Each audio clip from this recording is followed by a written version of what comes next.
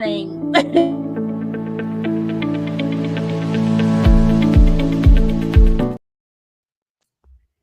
Marianne, how are you doing today? You are our final author. We normally have 24 authors and go a full 12 hours, but today it's more like 12 authors in 6 hours because it is Valentine's Day, so we cut it back a little bit.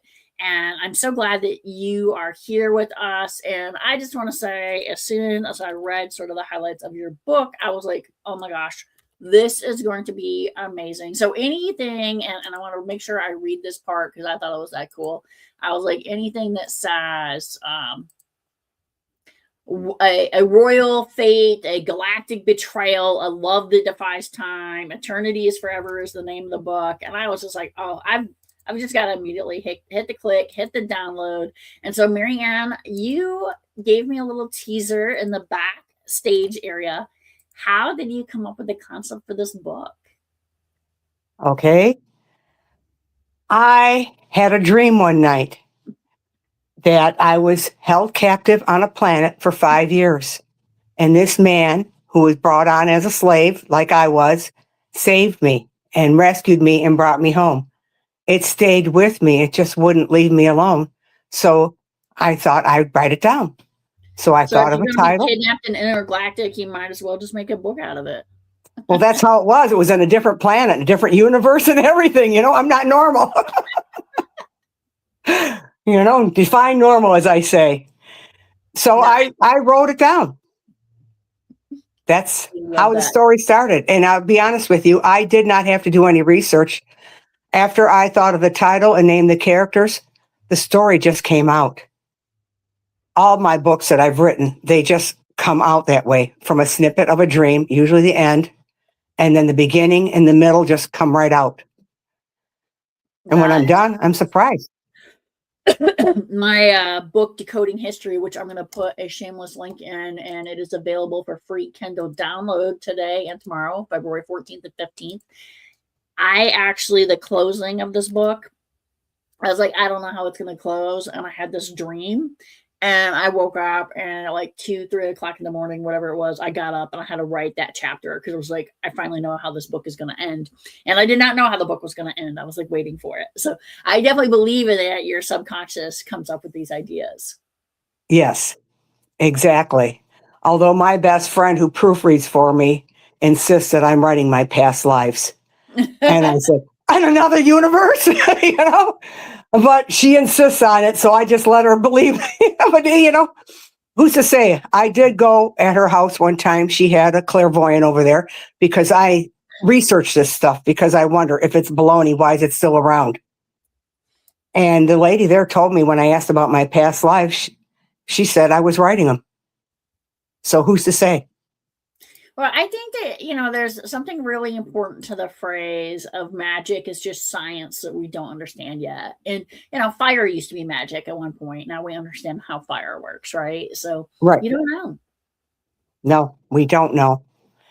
So I trust where it's led me, and it's been my release, you know. You get mad at somebody, write a short story and get the feeling out, you know. Have them murdered in the book, you know. That is so funny. My sister and I have a joke where whenever somebody does something, my sister's like, oh, that guy's going to go into one of your books. And I'm like, you have just made the character of one of my books. People think a lot of what they read is fiction when a lot of it is really true and they don't realize it. Really it's a good way to get something across without even people knowing it.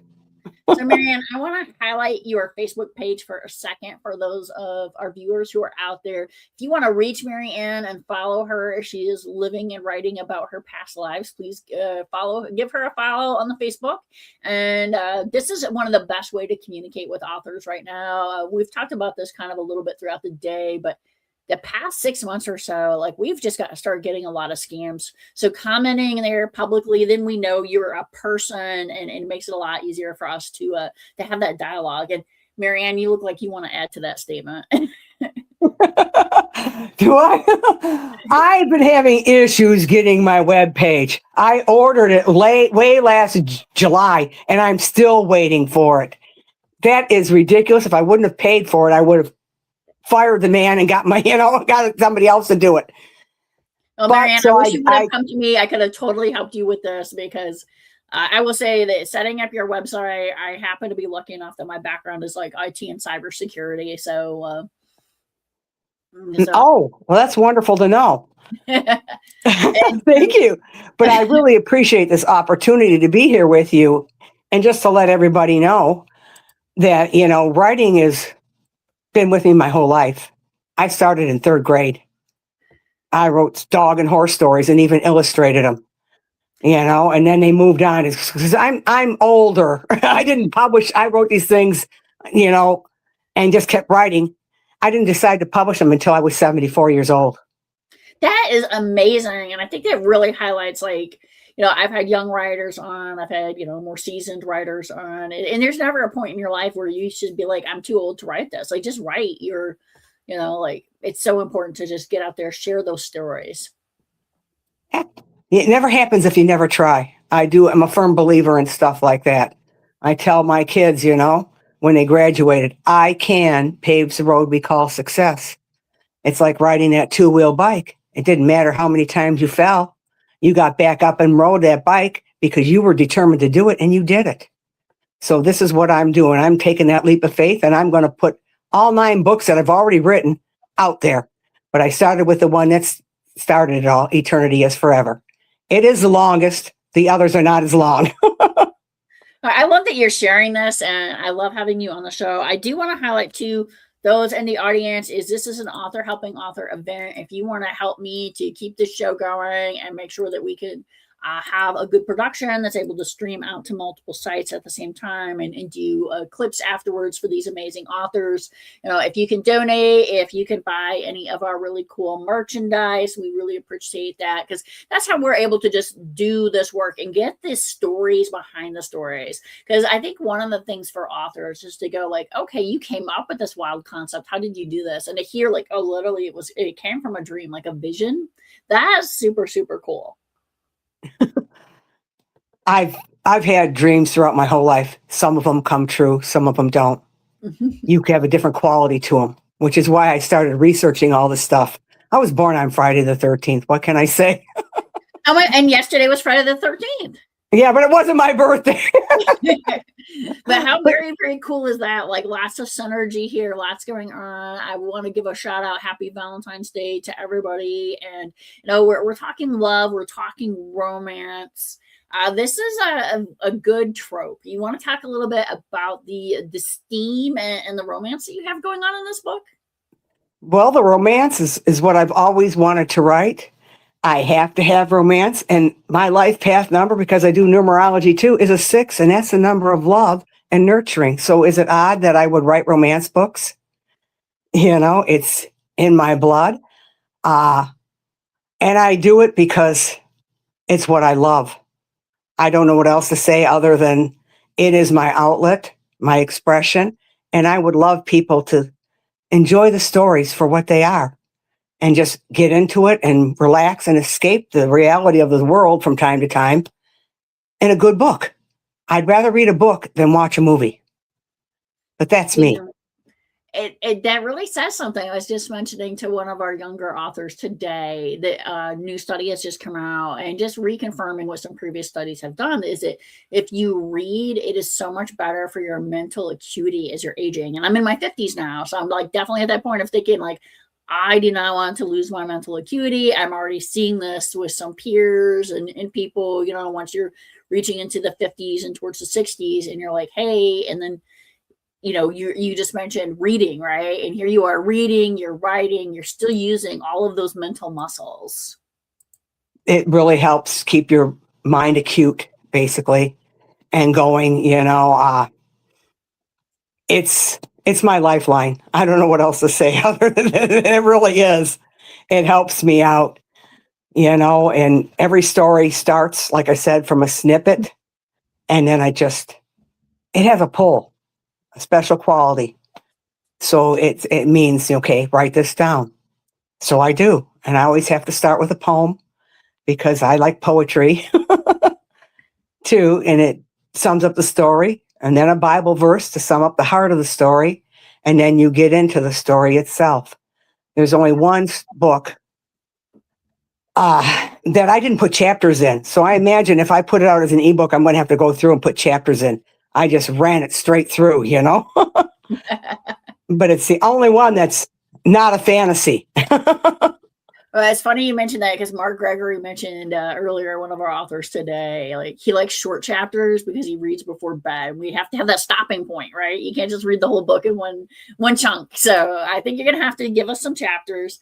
One of the things I want to do is highlight to readers and fellow authors out there is the way that you can show your love to a fellow author is to read their books and leave reviews. Reviews are absolutely critical for us. It is what makes the algorithms work.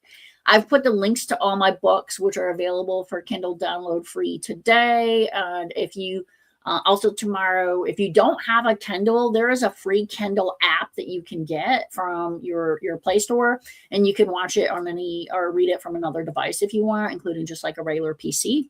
So that makes them like completely free to you to read. And then if you want to leave reviews, I am very, very excited about your book. And let's talk a little bit about the character development. So you had this snippet, and what can you tell us? And I think you mentioned that you wanted to read a little extra or something from the book. Oh, did you want me to do that? Oh, or did you send that to me? I can pull that No, up. I didn't, because I only have an ebook. I'm working on proofreading the formatted copy for the print version right now. Awesome. So when do you expect to have a print version out? Let's talk about that. That's exciting. I'm hoping soon, but you know, it took me a month because I found a lot of mistakes in there, and I want to make sure they have line breaks in there between the scenes that what didn't show up in some of my Kindle versions. So I had to go through and correct it, which is annoying, but that's life, you know. So do you have the proof copies now that you've gone through and everything? And now it's like, what do you do with old proof copies? I'm done with the proof copy. I'm going to write up the things for them and send it to them as a Word document. So they have the line numbers, the page, you know, what words, where it behind where you need to do it. So everything is specific. I was meticulous, and I'm sending that to them tomorrow. So hopefully within a month, everything will be all set. Because I don't know how long it'll take them to put them in. Perfect. So Marianne, you are out here. You've got your new ebook. You've got your print book coming. What are your plans? And I think it's so super, super challenging for indie authors on how are you going to get the word out for this book so that you can get that following and get this out into the hands of readers? I just started working with a marketer, Luna Hart, that was given to me by another author. And we are going to work together. She's going to build up my name and stuff like that and prepare for the launching of the book 2, The Winds of Eternity, which is the next one in the series. And so I have people in place right now that I'm going to be working with to help me get things going, because I don't know the business end. I'm learning it myself. I've been learning to make my own ads on Canva and stuff like that. I will say the artwork on the cover is my daughter's artwork. She's an artist and she designed it for me. That is absolutely beautiful. I love the artwork on that cover. And definitely for those of you who are out there and you're kind of struggling as a new author, and you're like, look, I wrote a book. I didn't know it was going to involve the editing and the publishing and the marketing and all the things that come with it. You know, welcome to the community. There's some great Facebook communities out there, as well as Instagram, you know, Book Talk, etc. But you know, really trying. There's some people out there really trying to help you and make sure that you're successful, because we as an author community, indie authors, get it. It is hard, and you know, every single book that you sell is sort of a testament to your work, and we know what that's like. So that's why I started this virtual book fair. I started it during COVID when my own book was coming out and it was delayed. It was supposed to have this physical launch, and then the world changed, right? So I've been doing this for about 5.5 years, and just featuring amazing authors like Marianne and trying to get their stories out to people, because most people have a story in them they want to share. So let's talk a little bit more about your characters. What do you think is sort of the most challenging parts, and what do you think is going to connect with readers? Well, the characters are actually very easy to make to me. I become them. I also I focus or build them around astrological signs because I'm an astrologer too. So I do natal birth charts. So I take the gifts and things like that people have because it's an excellent psychological profile, and I make my characters a certain zodiac sign and have them act that way. So becoming a character is easy for me. Like I said, I have fantasy running through my head 24/7. It's a way to get it out so I can deal with the reality of the world. So I have no issue. A question that I'm fascinated with then. First thing in my head is if your people are living in an alternate galaxy, then does that actually change the zodiac signs? And like, do they have like zodiac signs then for that galaxy? Or do you take the zodiac signs from this galaxy and then like reapply them? I take the zodiacs from this sign. I just don't call it astrology. I call it starology instead. And I have a one universal language throughout the whole universe because in the beginning, everybody spoke the same language until the Tower of Babel when God confused everybody. So that's what he originally meant. So I went with that. No, some great things, and it really kind of goes into when you're crafting your book, when you're developing the plot and the characters and the world building is kind of like, okay, I've got to make this decision. Where am I going to go with this, right? Because it can create a very different world that you're creating. Creating a world, I took what we have today, and I took every race and gave them their own planet to rule. Then I took different cultures of faith and stuff like that and gave them another and divided it up. Then I took different eras of time and divided it up so that everybody has their own planet to rule. They trade interstellarly. I base a system of government on Egyptian and Roman times because I'm really drawn to ancient Egypt. I must have lived back then too, but who knows, And that's how I made my universe. I had made a map out and everything else because I really got into Lord of the Rings and all that stuff like that in high school back in the 60s. So it's been a long time.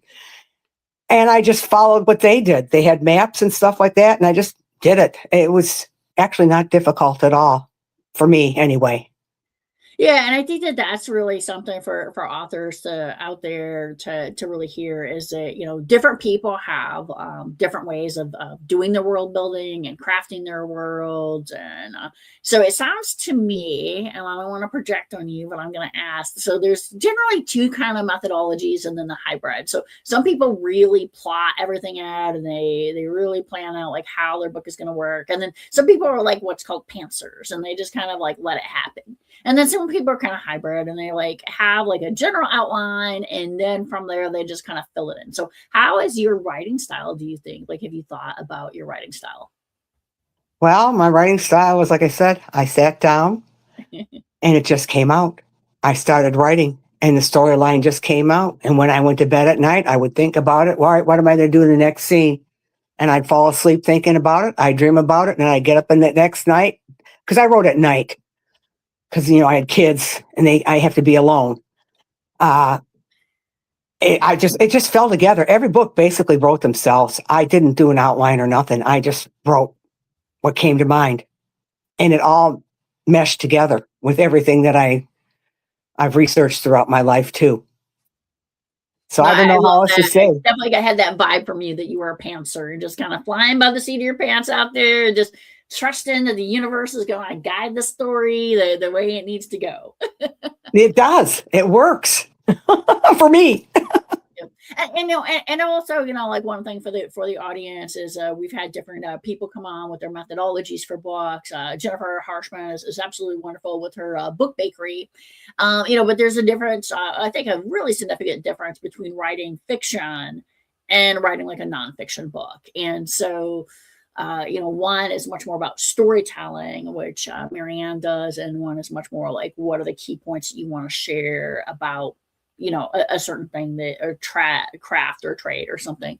And I've written both the much more like professional business books as well as writing and going into fiction now, which I've always wanted to do. And kind of like you, Marianne, I had like a bunch of finished and half finished stories in drawers. And now that I have time, I'm like, okay, now I can really get in and delve into these stories and and develop them. Whereas before it was like, wake up, write about it, and then go, okay, I've got to do the day job.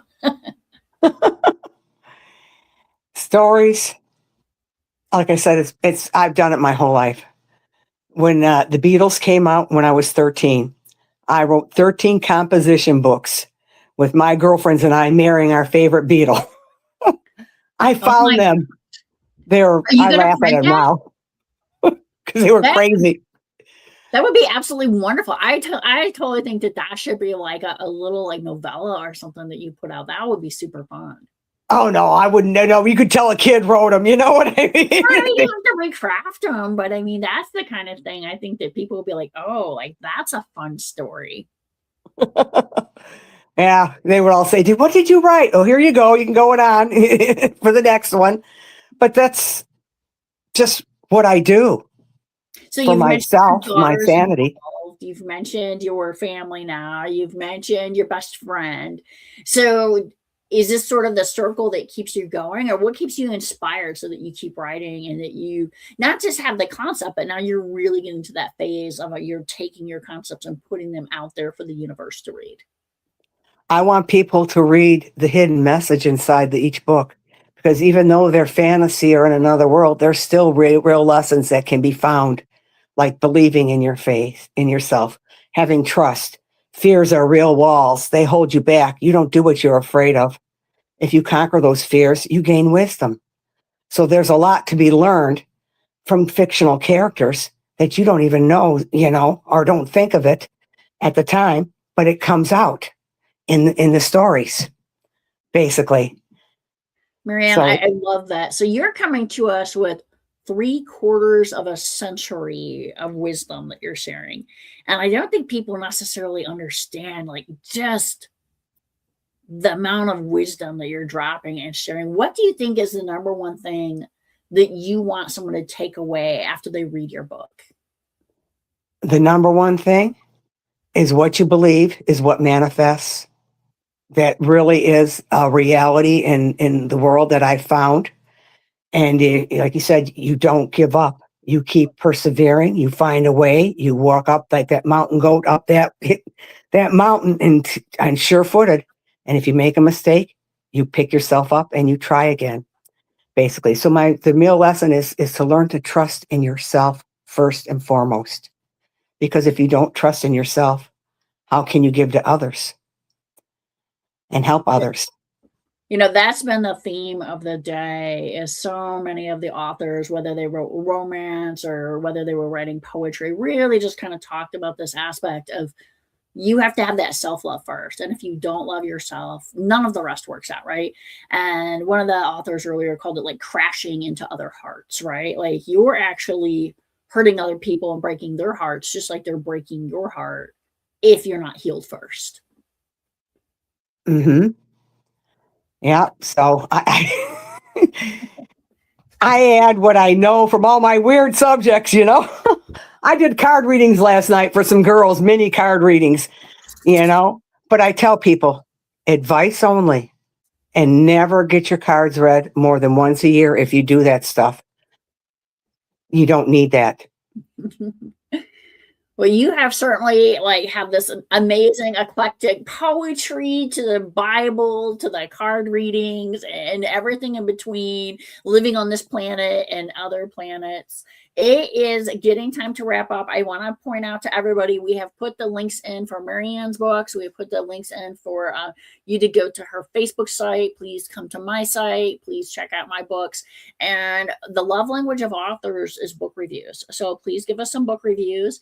Marianne, as soon as your website is out, let me know, and we can do an update, as well as when your book is available in paperback, so we can do some updates so that we continue this relationship and sharing. And we are wrapping up the day so that people can go enjoy their Valentine's Day. What is your final message that you want people to take away? My final message is never stop believing and giving up on your dreams, because when you give up, that's the end. It really is. Attitude is so important for everybody. So everybody, believe in yourself, believe in love, and have faith that things will work out, and they will. That would be my final message. And enjoy, have a wonderful Valentine's Day and spend it wonderfully with people that you care for. You don't have to love them like a lover or whatever, but you still have family. Yep. And here's my little guy right here. And he is my baby who's going to spend my Valentine's Day with me. And I love titties. He is been trying to get my attention the whole time, going, hey, you need to wrap up. It's our time. So I am going to take the rest of the day with the little furry creatures that I love. And I just want to thank you. And you know what? This guy is jealous now. So I'm going to show him off too. He's cute too. Living together here, Marianne. And so he's like, I want to go see Marianne as well. I appreciate your time. I appreciate so much positivity in the universe, so much love coming from you. I hope our audience can feel that too. Once again, like, subscribe, hit Marianne up, because I'm telling you, if she just did one of these quotes a day, this is like just words of wisdom and affirmation that you need every single day.